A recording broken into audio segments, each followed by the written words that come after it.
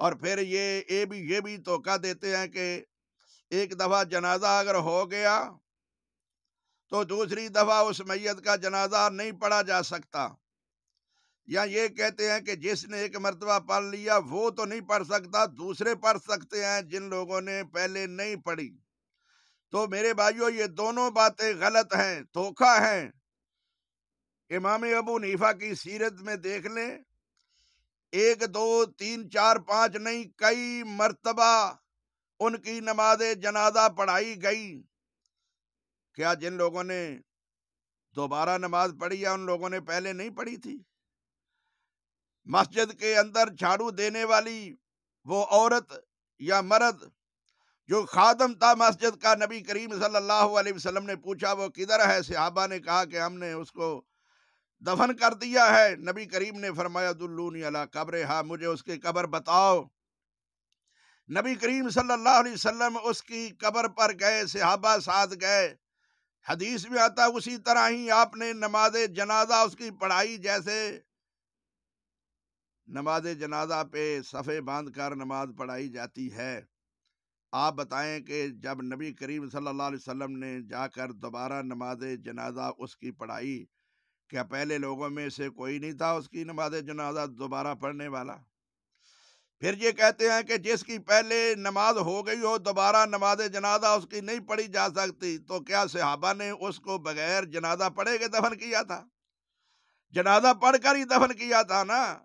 تو نبی کریم نے دوبارہ اس کا نماز جنازہ کیوں پڑھا ہے؟ معلوم ہوا کہ دوبارہ نماز جنازہ پڑھنا بھی جائز ہے، اور ایک بار سے زیادہ کئی بار بھی اس آدمی کا نماز جنازہ پڑھنا جائز ہے۔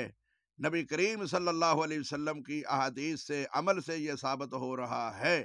نماز جنازہ غائبانہ بھی جائز اور درست ہے، اس کا بھی انکار کیا جاتا ہے۔ نجاشی کی غائبانہ نماز جنازہ نبی کریم صلی اللہ علیہ وسلم نے مدینہ میں پڑھائی تھی، صحابہ نے نماز جنازہ پڑھی ہے۔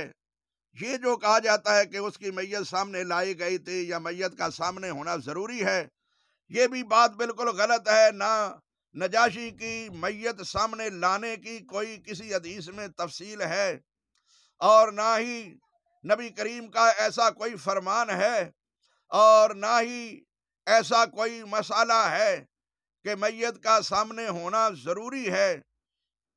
کس کے ضروری ہونا ضروری ہے؟ سامنے امام کے سامنے یا مقتدیوں کے سامنے؟ میرے بھائیوں، یہ بات قطعی طور پہ درست نہیں ہے۔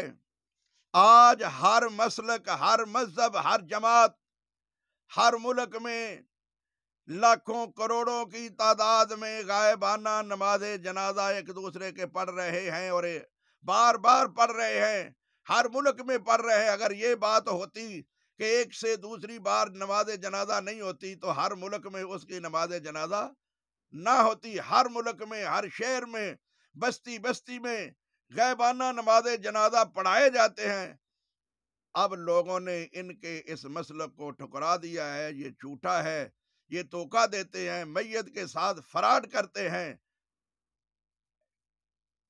کہ فاتحہ نہیں پڑھتے۔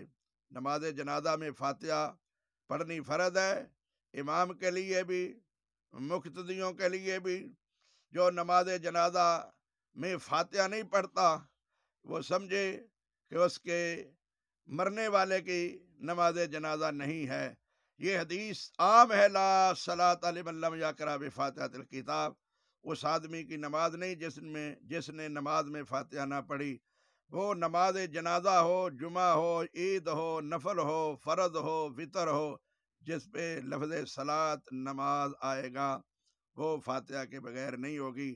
اللہ ہمیں ہر نماز میں، ہر رکعت میں، ہر آدمی امام مقتدی کو فاتحہ پڑھنے کی توفیق عنایت فرمائے۔ آخر دعوانا الحمدللہ رب العالمین۔